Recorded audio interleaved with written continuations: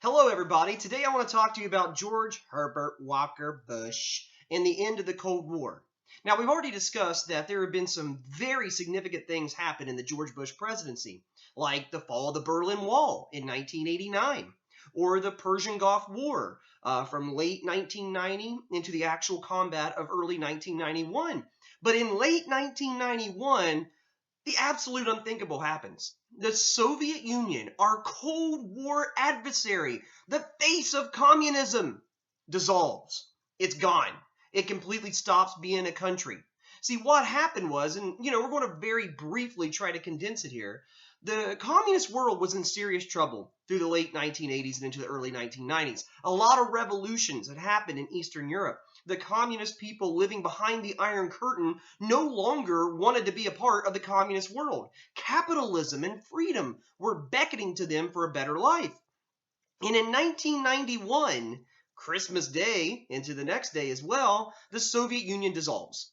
Mikhail Gorbachev, the leader of the Soviet Union, signs over control of the atomic weapons, the nuclear codes, hands them off to Russia, and all the individual states inside the Soviet Union, they become independent for the most part.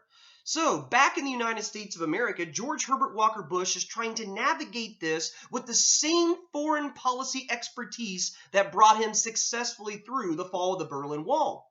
Now, Bush is a foreign policy wizard. Now, he was able to navigate with other world leaders through this potentially threatening situation to make for sure that the Cold War officially ends without a shot being fired. But while we're on that line, when did the Cold War end? That's a very intriguing question because some historians wait until the collapse of the Soviet Union in 1991. Others say the fall of the Berlin Wall in 1989. Others say when Reagan made a very firm stand that he would not give up Strategic Defense Initiative, as he called Star Wars, with meetings with Gorbachev back as early as 86, 87.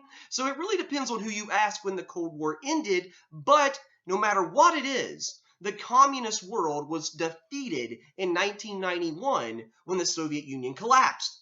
Now, who is responsible for this American capitalism, democracy victory in the Cold War? Well, obviously, Ronald Reagan had a lot to do. There he is. Had a lot to do with accelerating the end of the Cold War. Obviously, George Herbert Walker Bush, the person that we're talking about here, had a lot to do with making for sure the Cold War ended peacefully. And that cannot be overstated. But the victory in the Cold War, every U.S. president since Harry S. Truman, who came up with the policy of containment, every president, Democrat and Republican, from Truman to George Herbert Walker Bush, led America to victory in the Cold War. And it's important to point out that it was a victory that did not end with the exchange of atomic weapons and weapons of mass destruction. It ended without a shot being fired. Now, other people who had a hand in ending the Cold War peacefully, of course, the Soviet leader Mikhail Gorbachev. But also, as we mentioned in previous videos, the British Prime Minister, Margaret Thatcher, and of course the Pope John Paul II all helped bring the world out of this threat of the Cold War. But I want to point one more thing out before we go. The Cold War ends because, like I said, U.S. presidents, containing communism for almost 50 years. But there's another aspect in the 1980s that often gets overlooked. Our culture wins out. People behind the Iron Curtain, people in Eastern Europe. One of the reasons some of these revolutions started happening is because our culture won out.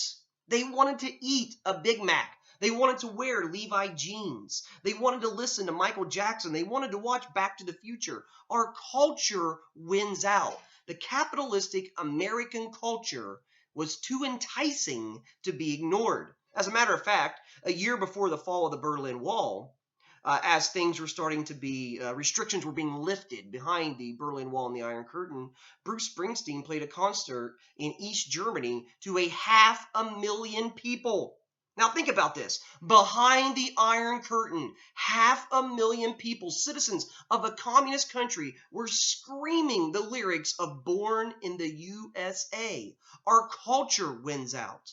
And George Herbert Walker Bush in 1991, or actually his entire presidency from 89 to 93, helps bring the world peacefully out of the Cold War.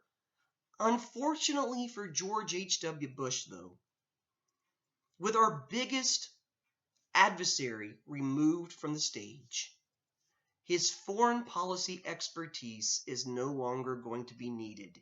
In some ways, George H.W. Bush will be a victim of his own success. And we'll talk about the unfortunate event for George Herbert Walker Bush in 1992 in the election in our next lecture. So have a great day, everybody.